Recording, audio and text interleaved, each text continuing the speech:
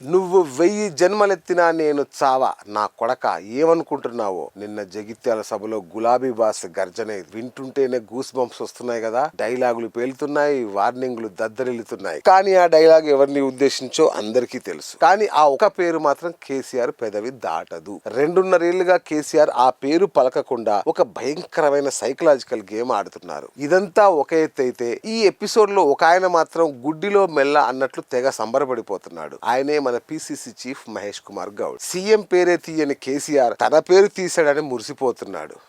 ఏంటా కదా చూద్దాం. బిఫోర్ దట్ మన ఛానల్ ని సబ్స్క్రైబ్ చేసుకోండి. హ్యారీ పోటర్ సినిమాలో విలన్ పేరు చెప్పడానికే జనం భయపడతారు చూసారా. మరి మన తెలంగాణ రాజకీయాల్లో సీన్ రివర్స్. ఇక్కడ పేరు పలకడానికి భయం కాదు, మొహమాటం. గద్దె దిగి 30 నెలలు దాటుతోంది. రేవంత్ సీఎం కుర్చీలో కూర్చొని సగం టర్మ్ పూర్తి చేసుకున్నాడు కూడా. అయినా సరే కేసీఆర్ నోట రేవంత్ అనే పేరు మాత్రం బయటికి రాదు. కావాలంటే నిన్నటి జగిత్యాల సభ స్పీచ్ మొత్తం తీసి చూడండి. నా కొడక సన్నాసి చిల్లరగాడు ఎవడో గిర్రన తిరుగుతా అన్నాడు. ఇవే ఆయన కేసీఆర్ పెట్టిన ముద్దు పేర్లు. పేరు చెబితే ఎక్కడ రేవంత్ గ్రాఫ్ ఇంకా పెరిగిపోతుందో అన్న భయమా, లేక నా స్థాయికి ఏమాత్రం సరిపోడు, పేరు నా నోటితో పలకడం కూడా వేస్ట్ అనే ఇగోనా. రాజకీయాల్లో ఎవరినైనా రాజకీయంగా ఎదుర్కోవాలి అంటే ముందు వాళ్ళ ఉనికిని గుర్తించాలి. కానీ కేసీఆర్ మాత్రం రేవంత్ ఉనికినే గుర్తించను పొమ్మంటున్నారు. రేవంత్ రెడ్డిని ఒక సీఎం లా కాకుండా కేవలం ఒక యాక్సిడెంటల్ గెస్ట్ లా ట్రీట్ చేయడం ద్వారా ప్రజల్లో రేవంత్ బ్రాండ్ ఇమేజ్ ను డ్యామేజ్ చేయాలన్నది కేసీఆర్ వ్యూహం. ఒకవైపు తాను అభివృద్ధిని గుర్తు చేస్తూ మేము అంటారు, కానీ విమర్శించేటప్పుడు మాత్రం పేరు లేని ఒక అజ్ఞాత వ్యక్తిని తిడుతున్నట్లుగా మాట్లాడతారు. నిన్న జగిత్యాల సభలో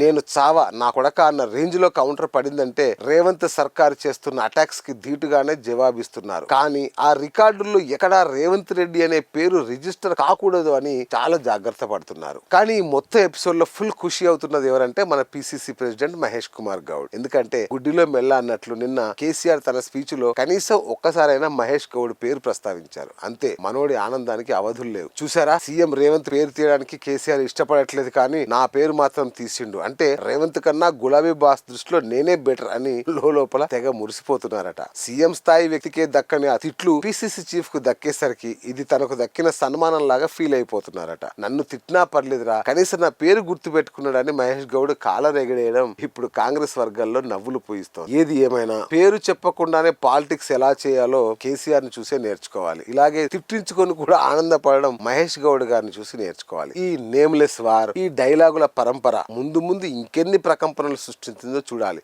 మరి ఈ సైకలాజికల్ గేమ్ పిసిసి చీఫ్ ఆనందం మీద మీ కామెంట్ ఏదో కింద వేసేసుకోండి. పక్కా లోకల్ అండ్ పొలిటికల్ పంచుల కోసం, గ్రౌండ్ రియాలిటీ కోసం సబ్స్క్రైబ్